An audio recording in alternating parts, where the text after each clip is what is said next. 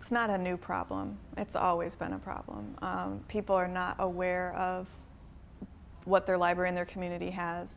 You see people use it as children and as teenagers, as college students if they go to college, and then they kind of disappear. And when they have kids, they might come back and bring their kids to the library, and then they disappear again. And then we don't see them until they retire and they realize that, you know, being on a more limited income, they can get a ton of free stuff at the library, and hey, isn't that wonderful?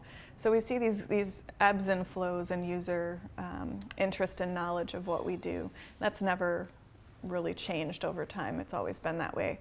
But I think what we have the ability to do now is to market to people in different ways, using social media, using banners, billboards, civic signage, things like that that we haven't necessarily utilized in the past. And so I'm starting to see more libraries doing innovative things.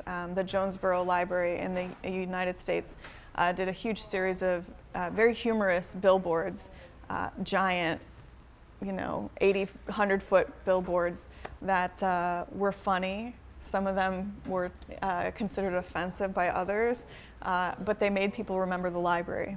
And it's just thinking about these alternative ways of talking about library services and ceasing to think of ourselves as different than everybody else, and thinking, if you were a business, how would you market this? If you were a business, what would you do to make yourself visible to the public?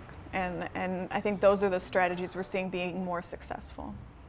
We have no marketing budget, zero. We have zero. And we try to find ways to do things that are free or very, very cheap and find the money somewhere else. But I think it's a problem that we'll continue to face, is trying to make people aware of what their tax dollars have already paid for.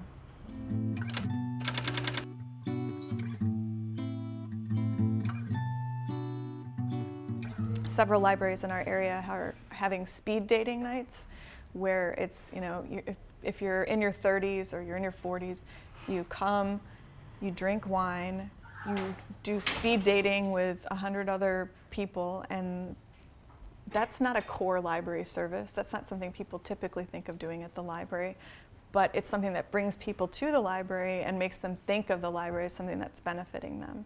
So you got to think outside the box in terms of the types of programming you're offering, the types of services you offer to things that would help your community, whether or not it fits within your traditional 200-year-old library mission statement.